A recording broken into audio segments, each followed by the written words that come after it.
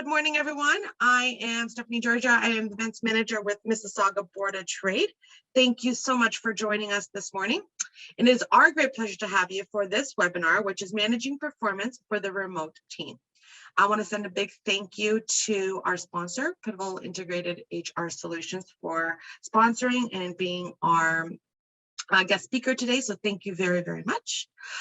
We are recording this event, so if we can have everyone stay on mute, that would be fantastic.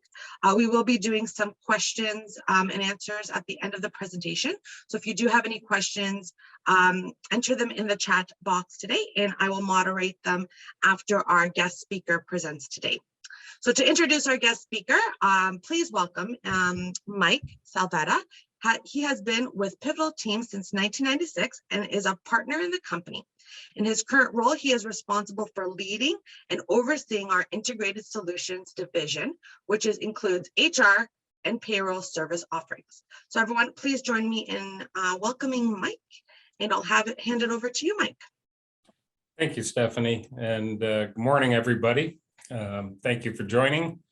I'm looking forward to this being a fairly interactive session, so I'm going to spend about 35 to 40 minutes presenting you with some information, and then we've definitely got lots of time available for questions, and please answer or ask any question that you want. I'm quite open to almost anything around this particular topic today. So what I'm going to do is I'm just going to give you a quick 2-second tour of Pivotal so you know who we are and roughly what we do. Then I'm going to go through the current state of managing remote teams. I'm going to talk about a process. It's not just about direct management. I'm going to suggest that to manage effectively remote teams, it starts right from recruitment all the way through communication, team building, and then you're able to have all the infrastructure in place to manage performance well remotely. And then, as I said, we'll have an open session as well. So I'm not going to spend much time on this, but we've been around for a number of years.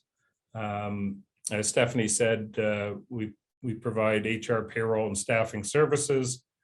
And we've got a number of people in each of those professions, and they're experienced. So that's us. Where I'd like to start is, and I will share this at the end of the session or with the presentation, we'll send it later. If you could just scan your phone on the QR code, it should take you to a brief 4-question survey. And what I'm curious about is, as a manager who leads remote teams or somebody who's responsible for remote teams, how you're feeling about the remote work today. So it's just a quick survey, 4 quick questions, and I'll share that with people later. But we should be able to answer most of the questions that I'm asking. So I'll just give you 30 seconds or so. They're very quick, yes, no, multiple choice. It should only take about 30 seconds to do that.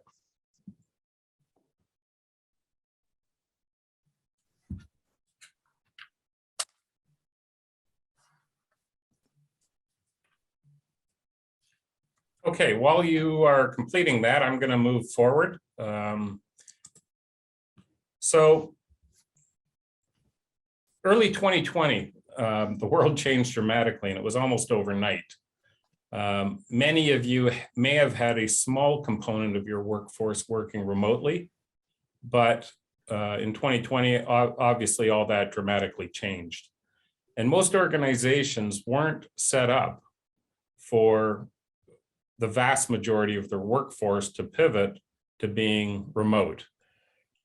So that put huge pressure on management staff because your job became instantly more complex and difficult.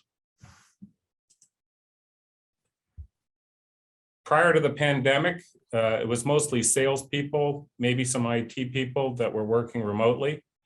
But once the pandemic hit, it was operations, it was quality, it was customer service. It was virtually everybody in an organization had some chance or some opportunity to work remotely.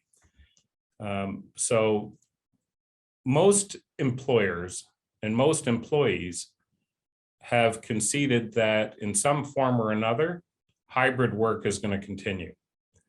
In fact, 62% of employees are expecting that employers will allow them to work remotely after the pandemic's over.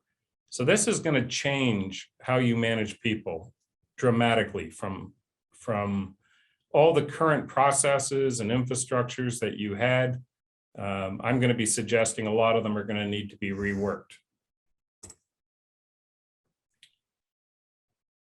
Now, it's probably interesting. I think I have mostly managers on this seminar. So, but if you ask employees, most employees, in fact, 83% figure that they are more productive working from home. Other surveys I've done, the numbers a bit lower or a lot lower, managers' perspective of how productive working from home has been.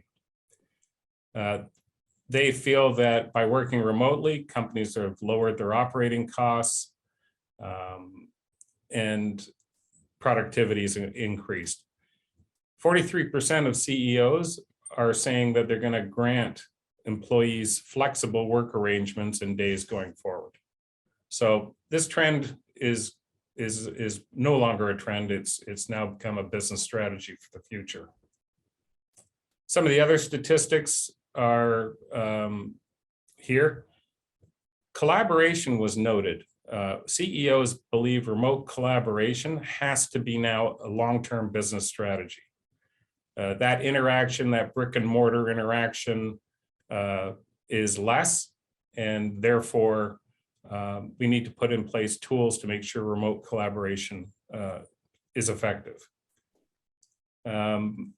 29% of business leaders have not taken any measures to validate whether remote work is more productive, more effective.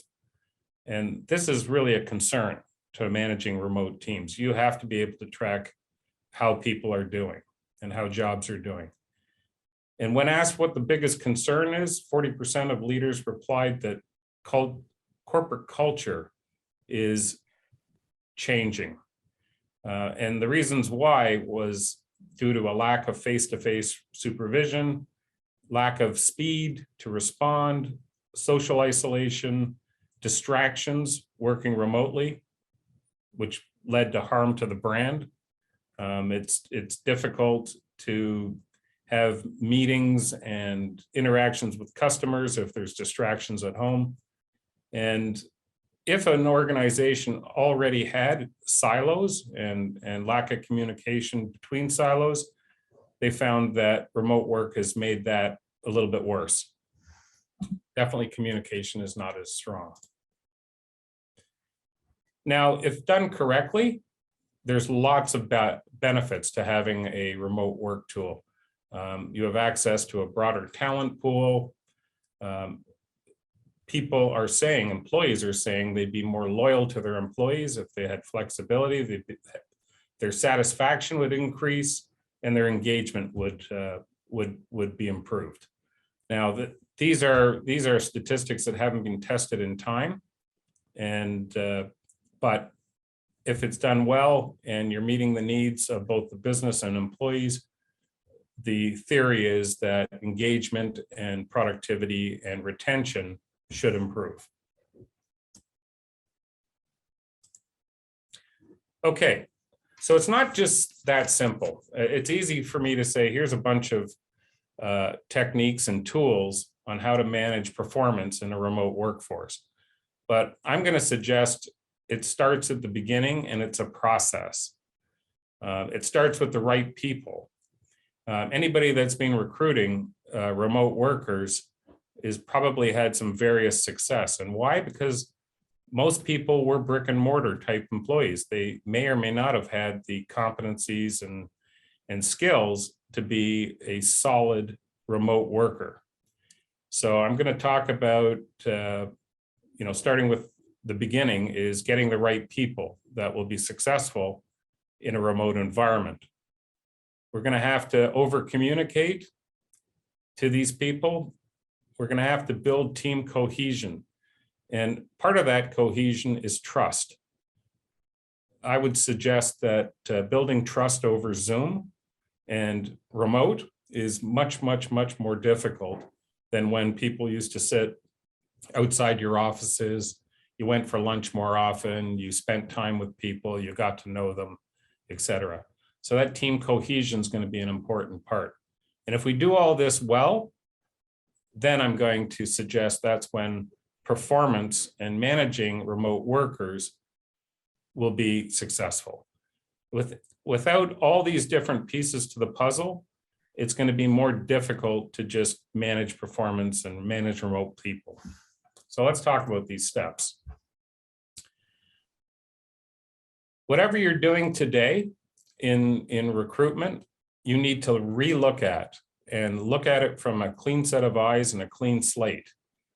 Hiring for remote teams is completely different than hiring for traditional workers. People that excel at remote working typically have exceptional communication skills, a camera-friendly presence. They're powerful at building collaboration. They're tech savvy. They have good time management skills. They're self-disciplined, and they take accountability. So these are items that are difficult to find in any worker, and therefore more difficult when we're looking for remote people. So re-looking at your process from start to finish, how do you test for these skills? How do you find and advertise for these skills? How do you reference check for these skills? Past indications of performance are your best indication of the future. So hiring people, or at least hiring people with remote experience or remote skills, is going to be vital to getting the right team on board remotely. Parameters are changed, rules have changed, policies are going to change, processes are going to change. But setting clear parameters for that role is going to be vital, all the way down to, is it a permanent role? Could it become hybrid again in the future? How far can employees live away from the office? And what are the technology standards that they're going to have, and who pays for that? So really detailing, when you look at a job, how is it going to be set up for success? One of the things I'm going to suggest in recruiting for remote workers is counterintuitive, I think, to general interview processes. And that is, I'm going to ask people to extend their interview process. So rather than speed it up, slow it down. At least 3 steps to give you multiple reference opportunities. When you interview face-to-face, you're using all your senses. In a remote situation or a virtual interview, some of those senses are not going to be in place. So the more often that you see people, the more often that you talk to them, the more often that you interact with them, you're going to learn more about some of the competencies and skills that I've talked about above. Are they always camera friendly? Are they always good communicators? You're not going to see that in one Zoom meeting or a short Zoom meeting. You're going to need to have an extended interview process where you see them over a period of time. I'd also suggest that job simulations and testing will be a part of remote team success. When somebody has an opportunity to present to you, a job simulation is basically a short presentation on a set topic. And testing for some of the competencies and skills above, that plus multiple interviews is going to give you the best opportunity to pick the right person. And once you've done that, you should think about, how's your existing team to these standards? You're probably going to have to train and develop existing team members who are now remote. They weren't remote workers before. The pandemic changed that, but they may also need some skills and training and practice in becoming a better communicator, et cetera. So it starts at recruitment. Once that's done, we're going to have to look at our communication and how well we communicate to remote workers. My first suggestion is, I call it a 1 in 3 check-in. If you haven't talked to each remote worker, and this is going to put, again, more burden on managers, and you need to talk to everybody at least once every 3 days, and you'll probably end up filling up your calendar. You'll have multiple meetings, but it's going to be vital that there's a constant, regular communication process with employees. Now, this isn't an opportunity to micromanage them. In fact, I'm going to suggest you don't have to talk too much about performance. You're building a relationship. The key is building social, building trust, talking about wellness, seeing how they're doing, maintaining regular contact, and not micromanaging them. Not too worried about the performance. We'll talk about how to manage for performance later. So that's one-on-one. With the team, whatever communications we're doing today, beyond those simple check-ins, let's gather them regularly and over-communicate. One of the concepts when we're in brick and mortar world, if something popped into my head, I would just walk out and speak to the person directly. Or you'd gather the crew quickly for, let's have a quick huddle, jump into the boardroom, talk about something that just came wrong or went up the rails. Snap lunches, huddles, those type of things. We've lost that skill, so we're going to have to duplicate it, and at least on a weekly basis have team meetings, structured agenda, have everybody participate, and in fact have them give them a role in the meeting so that they can participate actively. But whatever you normally would send out in a memo or a quick huddle or a quick conversation, try to over duplicate that by having scheduled team meetings as much as you can. The more the better. Then I'm also suggesting a session where it's only about upward communication, and that means we're going to have to get out of our houses. We're going to have to meet at Tim Hortons. I'm going to be sending you regular surveys, but structured programs to make sure you're extracting upward feedback from employees. And most of that will be, again, more check-in around how they're doing. Do they need assistance? What exactly is on their mind, and what would they like to communicate upward about their job, their role, their satisfaction? And the big end state of this is they need to understand that you care. They need to understand that there's empathy. Most employees feel like they're on an island sometimes when they're working remotely. They've lost the social interaction, and you want to make sure they understand that you as their leader, you as their manager, are there to build trust, a trust-based culture, collaboration, and the old adage of an open door, that they can come and talk to you about everything and anything that's impacting them. Then there's team building, and team building remotely is really difficult and takes a tremendous amount of time that most line managers don't have. But it's vital to build those social links and build trust. So what I've been suggesting to a lot of people is this is a skill. Managing remote work is a skill.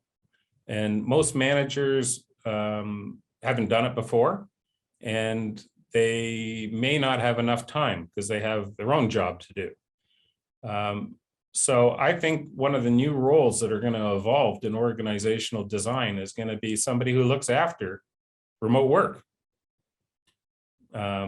So you might consider it. It's not probably a full-time job, but it is something that everything we're going to talk about today, somebody has to do it. Somebody has to be responsible for it.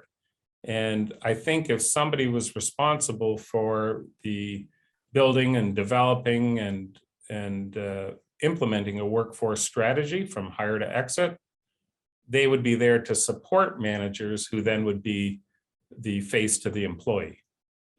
But it's a big task, and I think organizations have to consider having somebody accountable for everything regarding remote work.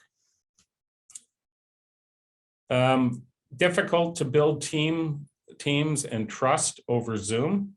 So I've got a couple suggestions around virtual team building and building those human-to-human connections. High-performing teams are built on human-to-human interactions. So this whole concept of managing remote work is much easier for an employer and much easier for a manager if we have the right people, we communicate better, and trust and cohesion on that team is improved. It's lonely working at home. I don't know if any of you guys have worked at home a lot, but that social interaction, the social bonds that people have built with their colleagues are weakened, and they are a vital link to engagement. Studies are fluctuating right now, but if you think about this, most studies are saying no more than 25% of your employees are actively engaged in your mission, your job, your business. And 75% are actively not engaged. That could lead from anything from just doing what they have to do to perhaps looking for work. And we've seen in the last 4 months, a dramatic shift towards people leaving their jobs. If you can encourage, and again, intuitively as a manager, you probably don't want to listen to non-work socializing, but studies indicate that if people socialize and feel that they can socialize and there's an open environment and they can communicate, 94% of employees benefit from that.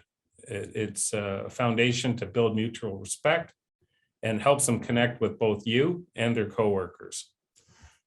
Understanding people on a personal level is an absolute must to have better communication and trust.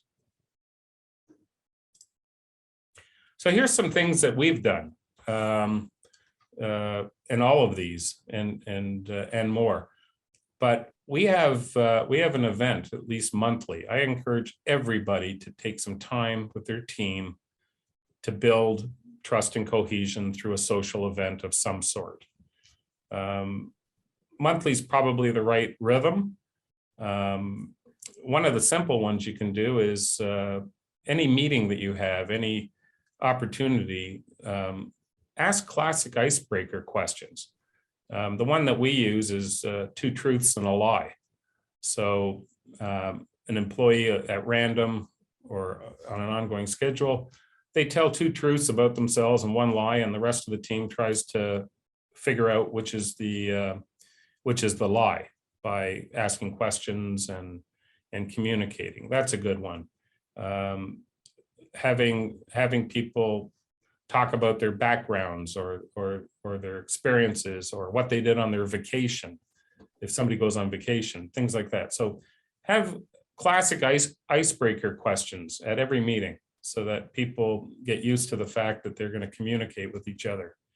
Your benefits provider, or there's lots of companies that will hold wellness information sessions. So that could be stress management. It could be anything to do with checkups, anything.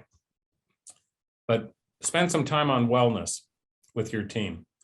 One of the ones that we've been doing, which was really successful, is we have every month one of our team members is interviewed in a mock podcast by the leader. And those have gone over really well. We've learned tremendous amounts about people. We've had team lunches online. Everybody buys food, and we sit down and join for lunch. Any communications have to be non-work related. It's usually 30 minutes. Shot 20 minutes early for a virtual happy hour. Make sure people don't then get in their car and drive around, but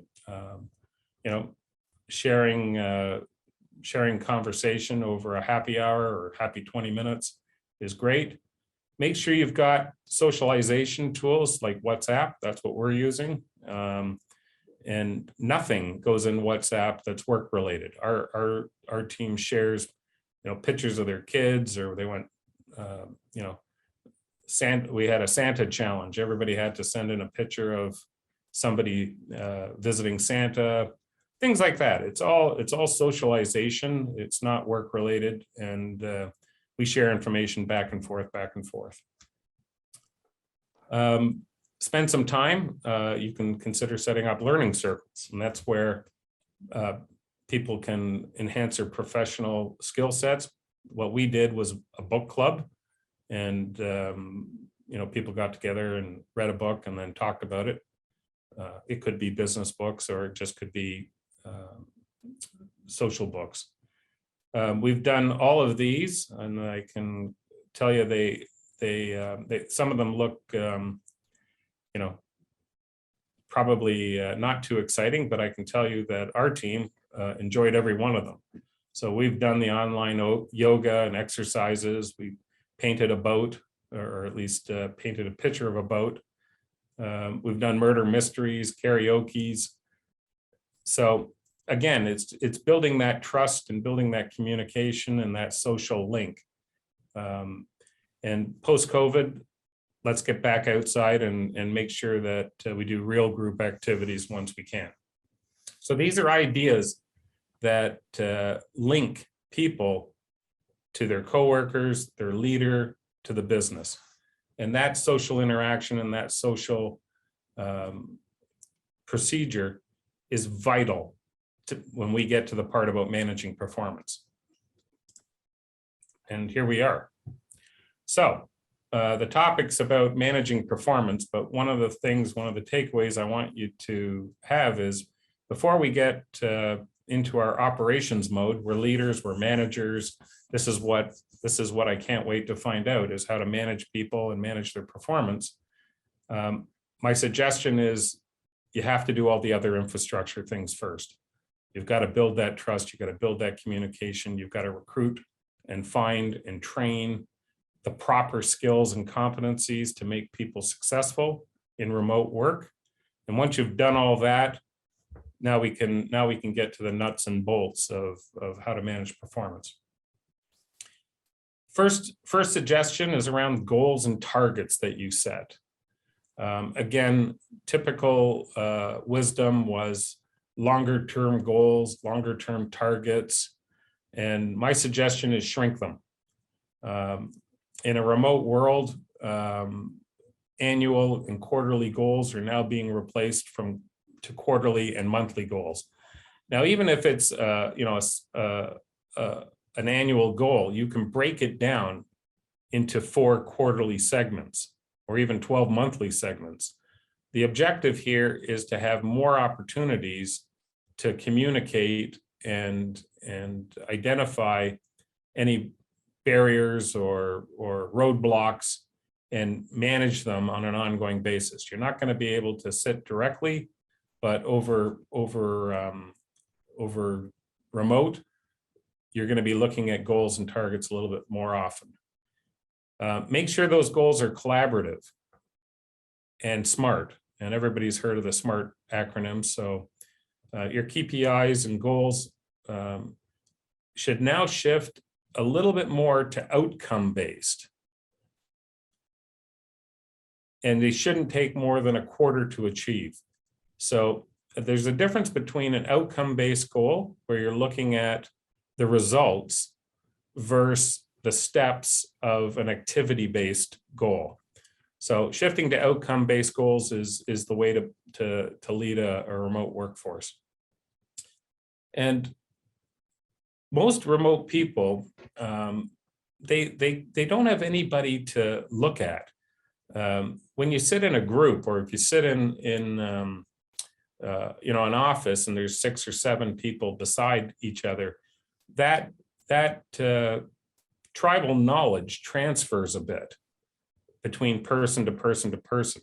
So even though people know what the what is, I'm suggesting adding and doing a good job in explaining the why.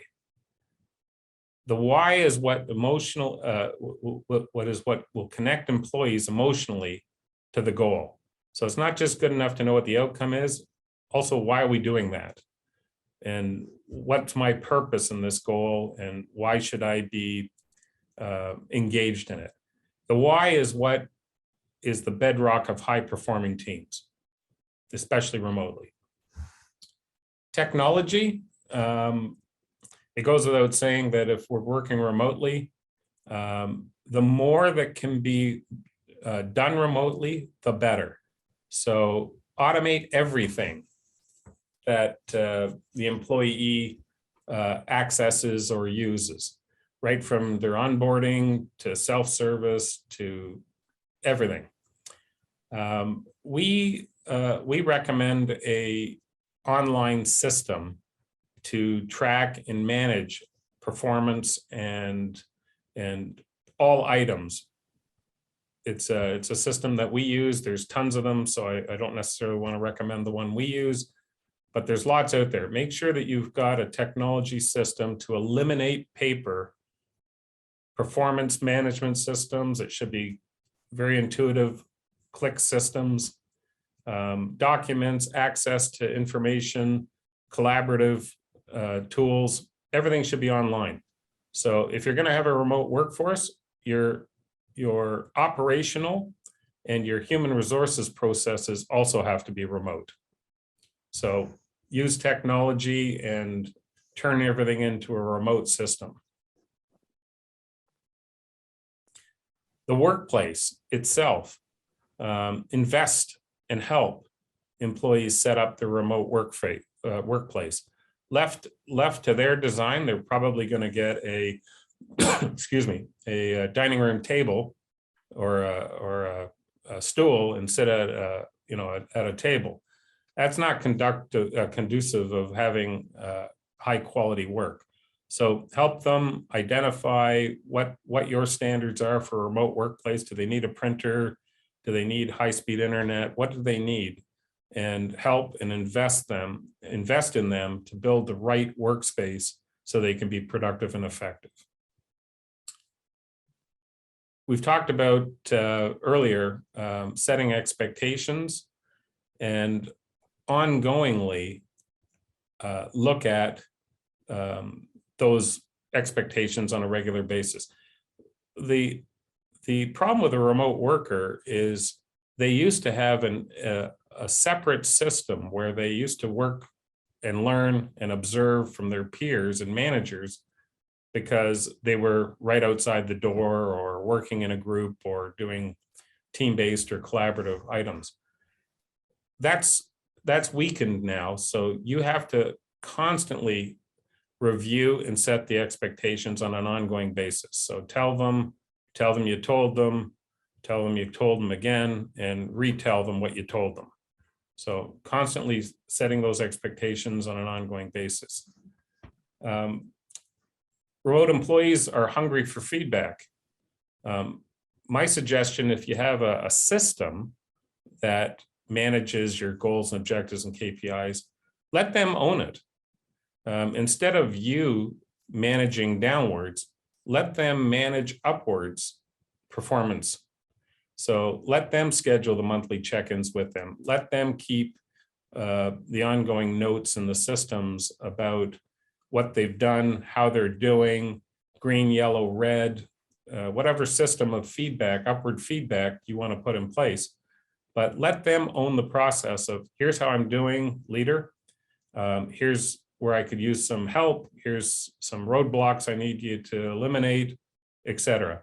Once employees start owning and managing remote performance upwardly, you're going to have a more engaged person. So let them own the process and have a system to make it easy for them. Don't forget about all the other in-person things that we used to do. So we've been doing this now for, let's say, a couple of years of remote work. How many one-on-ones, how many meetings have you had specifically tied to their training needs, their development, and their career laddering? So everybody's busy. I find that most people have not done a reasonable job of making sure the what's in it for the employee side of things is being done. You can't manage people's performance without making sure that they feel you have a vested interest in their long-term success and career. So don't forget this part. It's set up specific time to do this. So one of the biggest complaints I get from our customers is, people are too slow. I don't know where they are. I send an email and I don't get a response for a period of time. I send a Zoom meeting and there's no reply, whatever. And my standard answer is, have we done a good job explaining and establishing the rules of engagement? Again, in a brick and mortar world, that was well understood. It was very simple. If I was taking too long to respond, my leader was at my desk asking for the information. With remote workers, it's going to be incredibly important to establish those rules of engagement, service standards, communication standards, tools to use. So for example, with my team, it's very simple. If it's urgent, text. Because I may be on a Zoom meeting, I may be engaged with somebody or whatever, but usually when the text bing goes off on my phone, I can find a little bit of an opportunity to at least glance at it and determine whether I have to excuse myself and address it immediately or when I get back to my desk. So it's very important to establish how people reach you and how they're going to communicate with you on your team. We talked about outcomes, not activity. I would suggest for everybody, when you're looking at performance and you're setting your goals and your KPIs, make sure they're outcome driven, not necessarily activity. So for example, a goal that said make 85 sales calls or answer the phone, answer customer inquiries within 15 minutes. Unless you've got incredibly sophisticated systems, it's going to be very difficult to monitor that activity and evaluate it. But it's really simple to measure outcomes. So in those same two examples, instead of worrying about 65 phone calls, the outcome is increase sales by 5% or bring on 3 new customers. So by focusing on the outcome, that's something I can work with and manage remotely, whereas the activity, I'm probably guessing. The same with the other example. The outcome may not be answer customers' phone calls in 15 minutes, but it could be maintain 98% customer satisfaction, which then I can test for. So again, change your thinking. In a remote world, the new thinking is all about outcomes, not necessarily activity. Now, there's some jobs, obviously, it can't just be outcome driven. Maybe there is some activity, but where it's possible, go outcome. It's going to cost more. So earlier I said employees thought that working remotely saves employers money. It might, but there's a lot of hidden costs too. It's not just about lowering rent, collaboration, tribal knowledge, information sharing, effectiveness, quality. there's some arguments to be made that there's some hidden costs in working remote. So one of the things that you're going to have to do, and you're going to have to budget and invest in, is you need to spend money on resources. Every time you're checking in, talk about training, talk about resources. Whatever you were probably doing in the past, you're going to have to spend more in the future.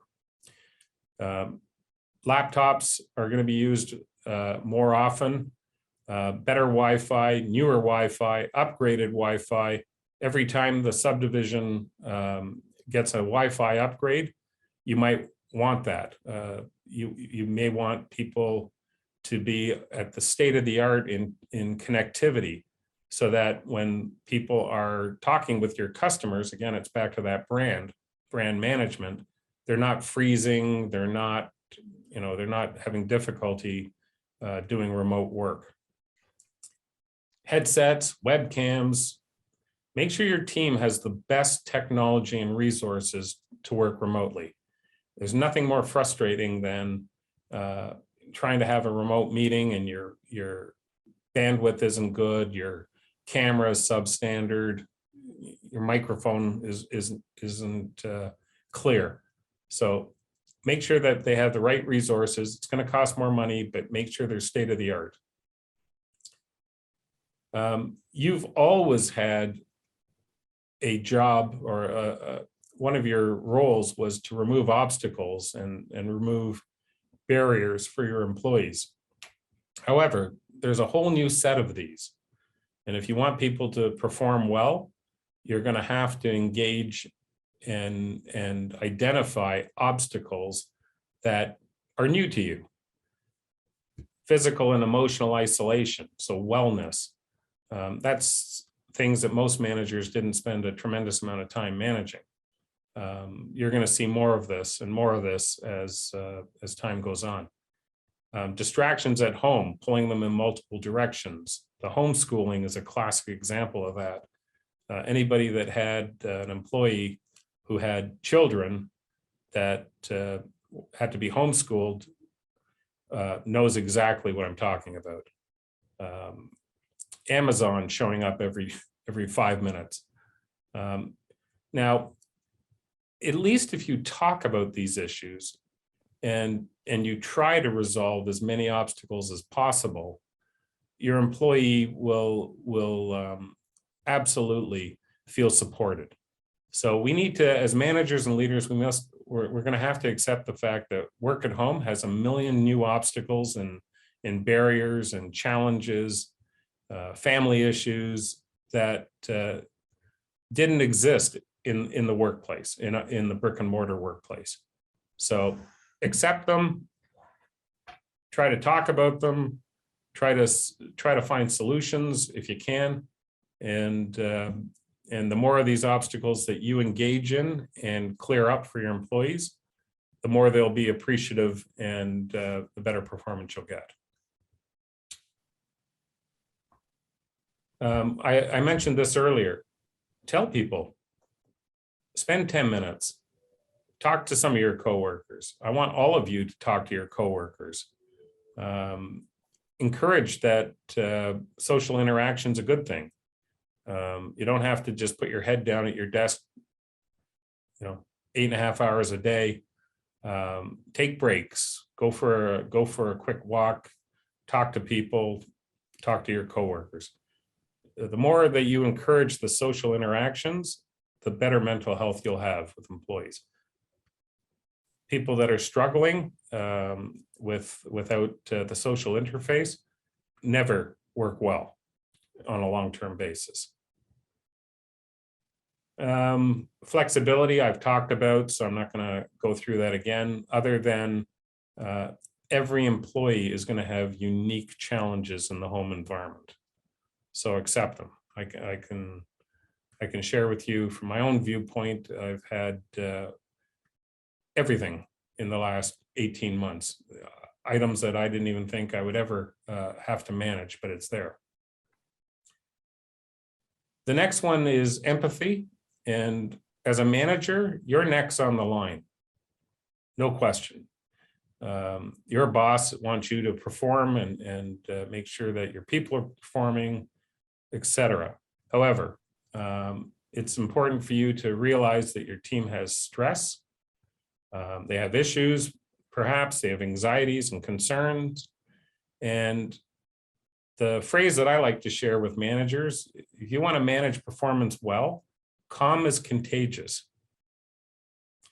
If you are a calm leader, you're open, you empathize, you're communicating, people will come back. It's like a little cycle. They slip and then they perform again. They slip, they perform.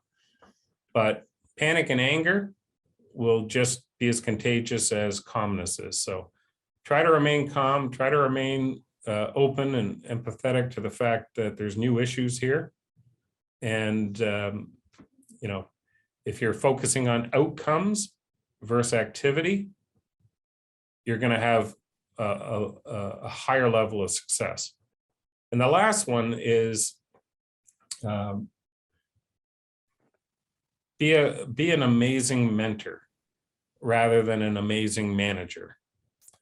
The best leaders mentor and coach much more than they manage. And almost everything that I've talked about today has a component of mentoring in it, from communication to training to setting people up, et cetera, for success. Those are mentoring skills, not necessarily managing skills. So if you're not mentoring your team, if you're not working on the difference between leadership and managing, then your employees are also going to have some difficulty. So the final message that I want to bring, this is not easy. So anybody that felt that there's a magic wand on managing remote workers, this is going to put your leadership skills and your management skills to the test. I don't envy the changes that managers have had to face, and sometimes most organizations don't even realize the tremendous pressure that managers now have in leading remote workers. But you're going to have to consider all the things that we talked about today. You have a significant challenge on your hand. The fact of the matter is most of your employees are already actively or passively disengaged. And since the pandemic started, I'm positive most of the metrics have dropped around engagement. And we're starting to see this manifest with all the resignations and dissatisfactions and things like that. So my final word to you is remote work is completely different than brick and mortar work. The product's the same, the company's the same, culture is different. I would strongly suggest you go back to all your people processes and focus as much time and as attention as possible to re-engineering the whole remote work process. And if you can do that, you're going to have a successful workplace. But it's not easy. So I'm going to flip you back to that last item. I should have actually put it on the final thought. The biggest item that I can share with you is somebody has to be responsible to help managers with all these remote concepts that I'm talking about. I don't think it's possible for a manager to do all this on their own. Unlikely. So I would encourage you to encourage your managers that somebody has to have a piece of their job assigned to building all the infrastructure and concepts around high-performing remote workers, and have them lead the change and help you implement and execute. So that's it. Great. Thank you so much, Mike. That was great. And Lots of comments in the chat and great conversation. There's a few questions. Again, if anybody wants to ask a question, please enter it in the chat, or if you want to raise your hand and unmute yourself, I think Mike will appreciate that as well. But I do have a question here from Tina. So, does the employee have any obligation to have the basics to work from home, i.e. decent internet, desk, or workspace? Yeah, and so the answer is yes. But I'm gonna focus on the word basics, because I think that is a mistake that unfortunately, if we had lots of time to plan, if we were saying we're going to turn our organization into a remote workplace in 2 years, we would have thought through almost all the things that I've talked about today. But that didn't happen. Basically, it happened in a matter of a month. The pandemic took hold. The government was saying, unless you're an essential workplace, send your people home. There was no time to plan. And I think what happened was most people had basic stuff. I think you have to set your standards. You have to help people. Excuse me. You have to help them. Tell them you want this sort of speed, this type of laptop with multitask processing speed, this type of camera, this type of item. Set your standards. And I think even though employees have some responsibility, they're not going to buy the high quality stuff. They're not going to buy 2 monitors and things like that. You're going to end up with basic equipment, and I'm not sure that's going to set them up for success and promote a strong brand. So help them out. Great, thank you. Great comments as well. Everybody is saying fantastic presentation, great approach. They want to make sure that I will be sending out the slides, and I can do that later on today, everyone. I will send out an email with the PDFs attached to it once Mike sends it over to me. So no issues on that. Yeah, and I'll also send the feedback from the Zoom survey, or not the Zoom survey, Survey Monkey. Perfect. I can attach it all together, Mike. That'd be great. One question in here. So, thanks for the inspiration. So excellent. All great comments there. Anybody would like to unmute themselves, ask a question? We have Mike for a few more minutes. You can enter anything now. Hi, I have a question, Janice. Yeah, good. So how much does an employer have to offer remote learning in terms of under the sort of, like, let's just say the government lifts the restrictions to work at home, and now the new reality is people are going on vacation, and so they take a week's vacation, and then they've got to isolate for a week. So now they want to work from home for a week or 2 weeks, or instead of putting their 10-year-old child in daycare on March break and paying for it, they'll say, okay, now I'm just going to work from home for the week. And I find that people aren't taking sick days when in fact they really are sick, but they're just going, I'm going to work from home for the next 2 days or until I feel better. Like, what's our obligation to say yes or no to those requests? Yeah, wow. Stephanie, book me another seminar. Let's do it next month, part 2. Great question, Janice. I'll try to give you a succinct answer because I spend so much time on this. The employer still needs to set expectations. And I think what's happened here is, as leaders, and listen, I'm an HR professional and I got to read all the time to stay up to date on what's changed and what law and this. And I think it must make managers' heads spin because they don't know what they can't do. They don't know what they don't know. But the bottom line is the employer still has the right and obligation to set the expectations. As I said earlier, even on the recruiting side, I said, set the expectations up front. I've seen people move, like they've moved to North Bay.